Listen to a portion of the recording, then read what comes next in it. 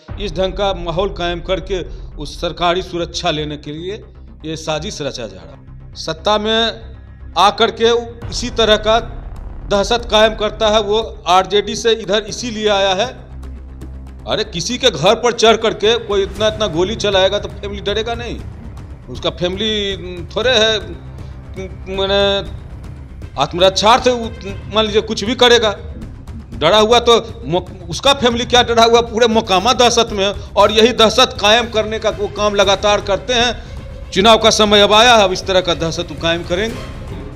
धनंजय सिंह क्या मैटर काहे के लिए गए नहीं गए, विगत दिनों से लगातार उसके यहाँ जा रहे थे।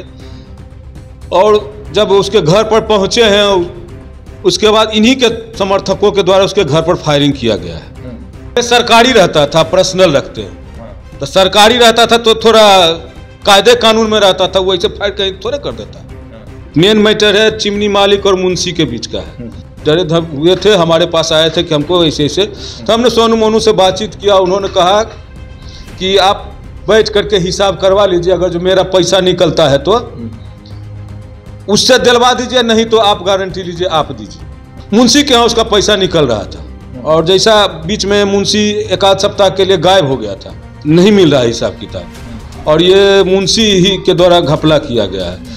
मोकामा के बाहुबली और पूर्व विधायक अनंत सिंह के ऊपर 60 से 70 राउंड फायरिंग की गई। उनके द्वारा ये कहा गया कि देखिए सोनू मोनू गैंग के द्वारा हमारे ऊपर 60 से 70 राउंड फायरिंग की गई।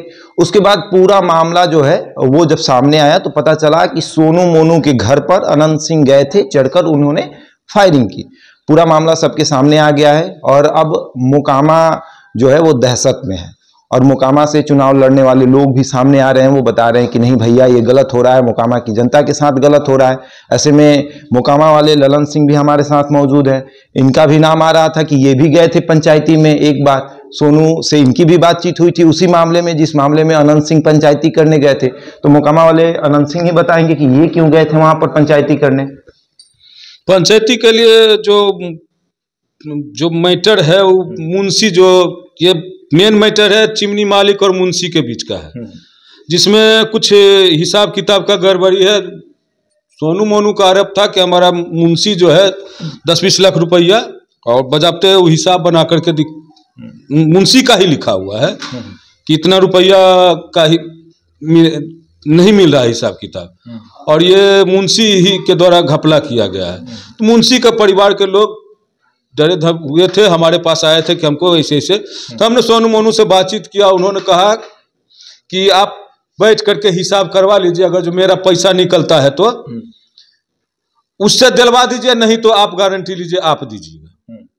तो हमको ऐसा तो नहीं होता है, पंचायती करेंगे, देखेंगे वाजिब क्या है नहीं है, लेकिन अगर जो वो देने में सक्षम है तो देगा, नहीं तो हम पंचायती के बदले हम पैसा कहाँ से देंगे। पंचायती हुआ, जहां तक मुझे हिसाब किताब करने के लिए लोगों को बैठाया गया था, हम उसमें नहीं थे। मुंशी के यहाँ उसका पैसा निकल रहा था और जैसा बीच में मुंशी एक आध सप्ताह के लिए गायब हो गया था, कहीं भाग गया था, तो आरोप आ रहा था कि सोनू मोनू ही उसको किडनैप कर लिया है। तो सोनू मोनू के पिताजी या उसके द्वारा थाना में लिखित भी दिया गया है कि हमारा ऐसे ऐसे पैसा लेकर के फरार है, हम उसको कहीं कुछ नहीं किए हैं। और ये हो गया, ये कहानी हमको लगता है 6 महीना पहले की, 6 महीना पहले की कहानी है। हाँ। लेकिन जो कल हुआ, अनंत सिंह ने कहा कि हमारे पास लोग आए और बोले कि देखिए हमारे घर में सोनू मोनू ने ताला बंद कर दिया है, एक लड़की का दांत भी तोड़ दिया है। और इसी संदर्भ में अनंत सिंह ने अपने लोगों को भेजा कि जाइए सोनू मोनू को लेके आइए, तो सोनू मोनू ने उनके ऊपर फायरिंग कर दी। अब सोनू का ये कहना है कि नहीं, हम लोग जय पटा रहे थे, उसी दरमियान अनंत सिंह अपने गुर्गों के साथ आते हैं और खूब फायरिंग करते हैं।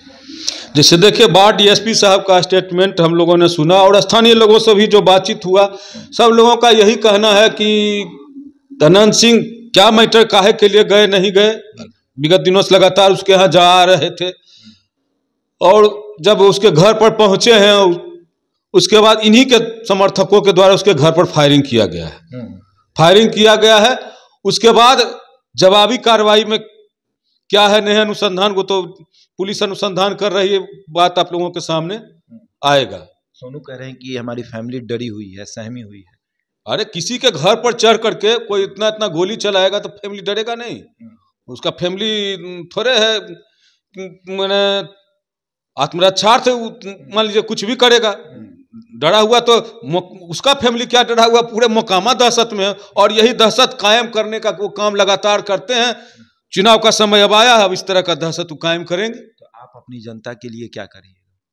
जनता के लिए चुनाव वहां से लड़े हैं, हाँ, तो आप अपनी जनता के लिए, क्योंकि आपकी जनता तो डरी हुई है।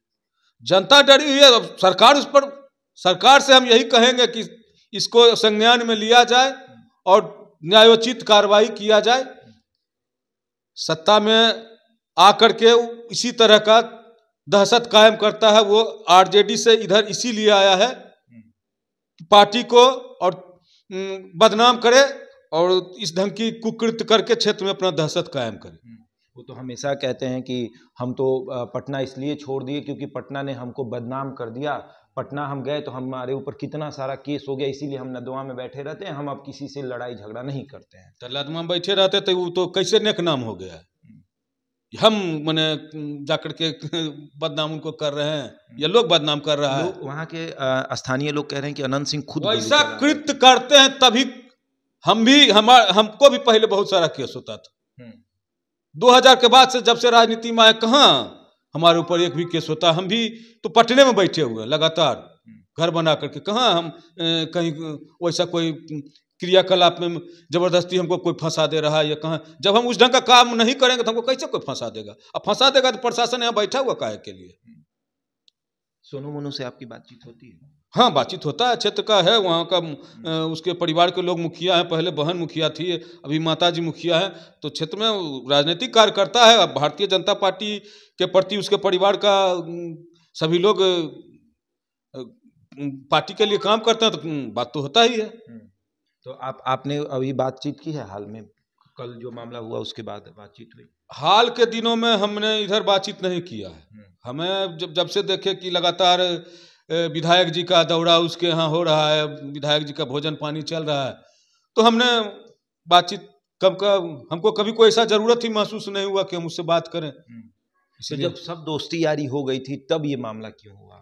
आप किस तरीके से देखते हैं? हम तो इसी तरीके से देखते हैं, कहे ना कि एक इस ढंग का वो विगत पहले सत्ता में थे तो 10-5 गाड़ी आगे पीछे फोर्स का प्रशासन का लेके चलते थे, जो अभी नहीं मिल रहा है। वो सुविधा अभी उनको नहीं मिला हुआ है। इस ढंग का माहौल कायम करके उस सरकारी सुरक्षा लेने के लिए ये साजिश रचा जा रहा है। अभी भी तो देखा जाता है कि जब उनका लाल लश्कर चलता है तो आगे पीछे उनके पर्सनल बॉडीगार्ड रहते हैं हथियार लेकर। पहले सरकारी रहता था, पर्सनल रखते हैं। तो सरकारी रहता था तो थोड़ा कायदे कानून में रहता था, वो ऐसे फाइट कहीं थोड़े कर देता। प्राइवेट वाले कर देते हैं। प्राइवेट वाले जहां मन होता है, जैसे मन होता है घुमा देता है राइफल बंदूक।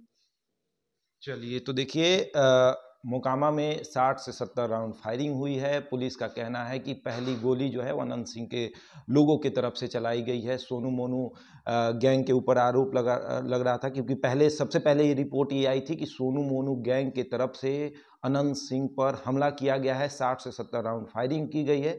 लेकिन फिर पूरा मामला जब सामने आया तो पता चला कि अनंत सिंह के लोगों की तरफ से ही फायरिंग की गई है। वहाँ के स्थानीय लोगों का मानना है। मोकामा वाले ललन सिंह हमारे साथ मौजूद थे, क्योंकि इनका भी नाम आया। सोनू ने कहा कि जिस पंचायती की बात अनंत सिंह कर रहे हैं उस पंचायती में कभी ललन सिंह भी गए थे, लेकिन ललन सिंह का कहना है कि हम गए थे, गलती मुंशी की थी, तो इसलिए ये इन्होंने वहाँ से अपना पलड़ा झाड़ लिया, अपने पीछे हो गए, क्योंकि सोनू मोनू की गलती थी नहीं और मामला मुंशी की तरफ से इनके पास आया था। और अब अनंत सिंह के ऊपर क्या धाराएं लगती हैं, क्या चार्ज लगते हैं, ये भी देखने वाली बात होगी। बहरहाल इस खबर में इतना ही। बने रहे हमारे साथ और देखते रहे द इंडिया टॉप।